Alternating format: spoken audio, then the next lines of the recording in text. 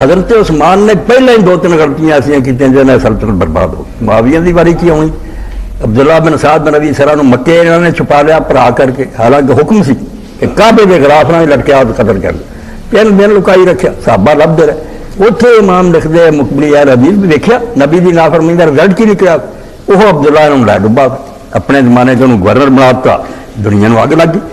ये मजबूत लब्बा से जिन्होंने गवर्नर बनाने गलत काम जोड़ा अच्छा नतीजा नहीं। इतने सबक सब मिलता कि ना सहाबी ना गैर से कानून बेराग, अल्लाह का कानून जोड़ा उन्हें फैसला करके विखा देना, रैत नहीं होनी।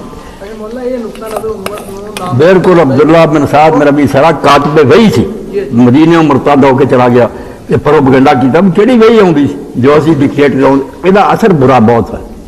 लोगों ने आख्या यार घर का पेटी, आपने आख्या काबे के खिलाफ ना भी लटकिया कतर गया, लुका लिया 3 दिन, और तीसरे दिन लाया कि कलमा मंजूर करो, वेख के हजूर चुप रहे। हदीस की किताबा ही पढ़ो अबू दाऊद वगैरह।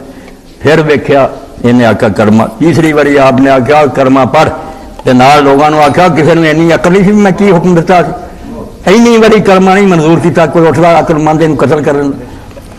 लोगों ने क्या अल्लाह के रसूल तुम अख ही मार देने, फरमाया तो नबी का काम नहीं। उन्होंने चुक गवर्नर मिस्र बनाया, अमर मिनास फाते मिस्र में अग च लगनी सी, जेडे उत्थे सबाई से अब्दुल्ला बिन सबाई तारीख में मसक किया।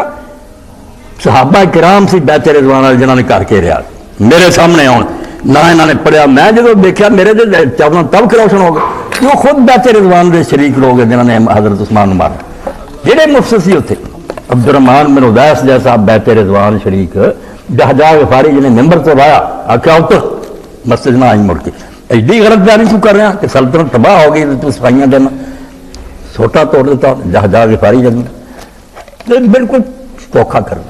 अंसार खड़े हो गए कब्रस्तान जो जनाजा गया, उन्होंने कहा करो दफन, कट के लाश बाहर मारा, दीन सारा बर्बाद करता तो दफन कर दे। फिर हंसते कौक बेटा दफन किया, यहूदियों की जमीन सी, आहिस्ता आहिस्ता बनो मैया ने उधर कबरा बनाई।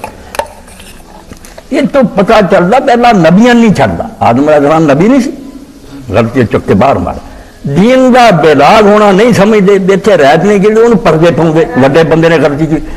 दीन का सत्यानाश ही तुम मौलवियों ने किया, लंबी दाढ़ी जिन्हें अकल नहीं आती भी कानून च रैत जो शुरू होनी है दीन से बर्बाद हो जाता। यहूदियों का क्यों बेड़ा करके आपने आख्या वड्डा बंदा कर लग पाया छड़ देना, मारिया फड़ लेना। ये असूल कितने नहीं आता कि साबी ना आखो फलाने छड़ दे ना करना, शिर क्या है बच रहा साड़ी तरह जे हुक्म से चले साढ़े सिर के ताज है, सानू जे छड्या बिल्कुल मुजरम।